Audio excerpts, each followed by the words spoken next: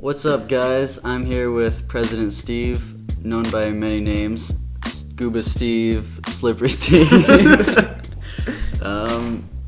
Most commonly President Steve.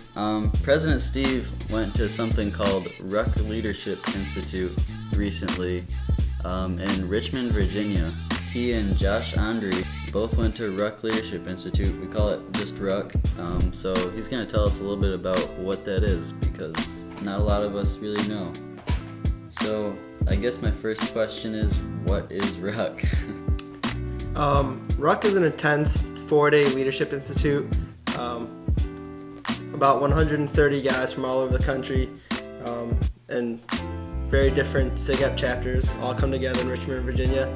And there's this whole curriculum based around a book called The Leadership Challenge by a SIGEP brother, Barry Posner.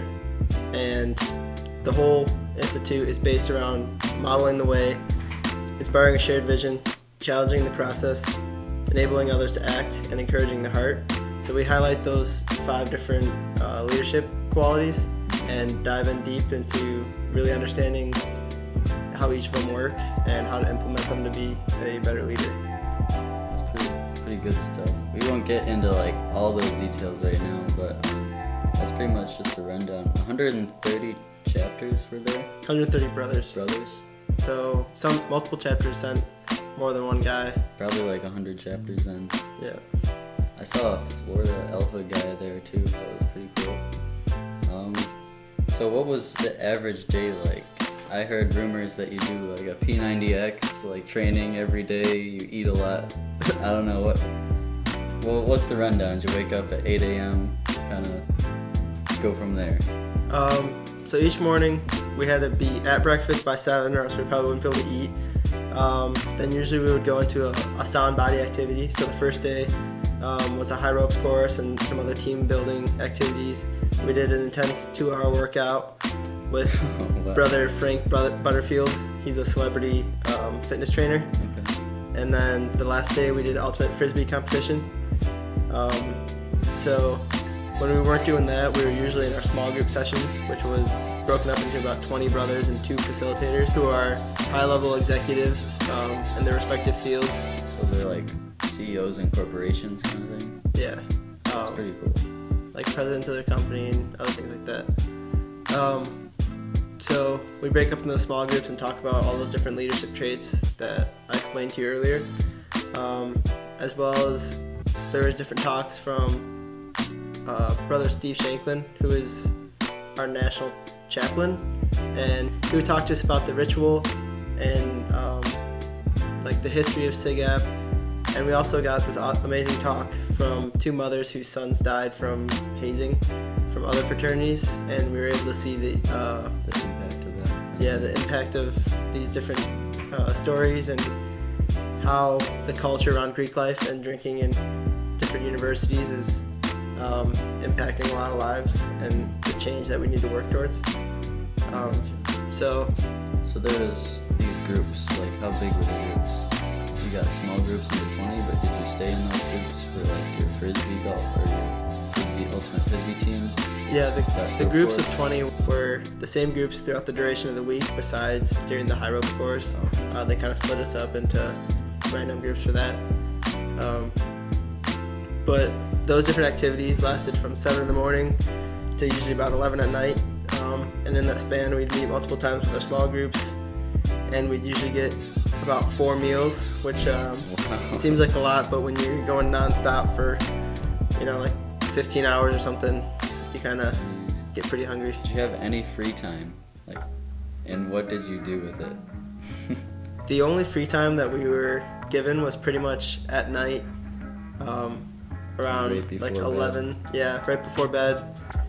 Our whole small group would kind of meet up in this little lounge area, and we'd all just talk about our lives back home and different things, just kind of bond and get super close over those 4 days. That's pretty cool.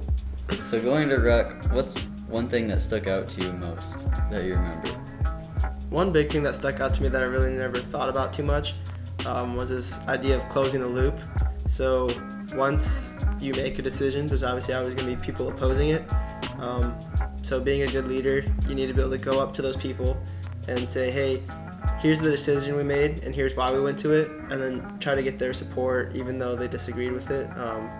Just kind of informing them why. That way it doesn't create a scenario where they felt like their ideas don't matter and they felt like they have no voice in the chapter. Yeah. And that can go with any organization, from the fraternity to work and outside organizations. Just kind of keep people informed / communicating with them, telling you why you made a decision on things. Kind of like goes back to what you guys taught me and like going through with the stages of leadership and my Sigma and Phi challenges. Sharing a common goal, kind of describe why you're kind of making a decision to reach the goal you set out for yourselves. Mm-hmm. So I guess that can make sense. Have you applied any of Ruck to your life so far since the days you got back, or do you plan on doing so, or how could you? I've started to apply a little bit of things, but it's only been a few days so far. I'm really planning on... Yeah, when did you get back? We got back on Sunday the 24th, and it is currently The 27th. the 27th. So I've only had about 3 days of It changes downtime. your life, folks. But I'm excited to get back in this fall and really apply a lot of the stuff I learned to improve myself as a leader, which will impact the chapter. I really want to work on different areas in the Balanced Band program, as well as our programming around having a substance-free house, to try to utilize our RLC, which is our residential learning community. Which is where we are right now. Yep. Welcome. Just to really drive a change in the chapter and hopefully go towards winning a Golden Buchanan Cup. That's the goal. You also said something about earlier, before we started filming, you took like a test on like describing yourself as a leader. So what was that?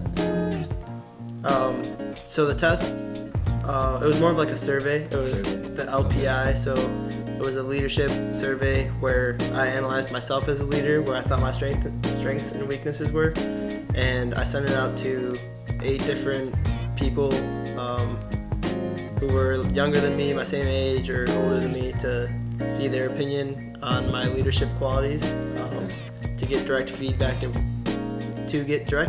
of where my strengths and weaknesses are as a leader.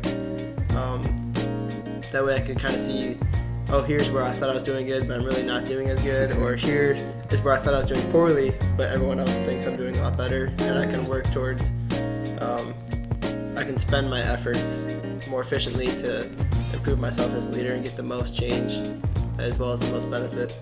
Yeah, that makes sense. That kind of reminds me of like when there's problems that kind of come up in life, it's easy to deal with those problems once you identify them. Mm-hmm. So like the same is it with good things that you have going on, or just like personality traits. Like once you can identify those things, you can like start to improve on them, like fix them. I don't know. That's just what I thought. Well, thanks for telling us about Ruck. Not many of us get to go. It's only this year we were lucky to have 2 people going. It's pretty cool.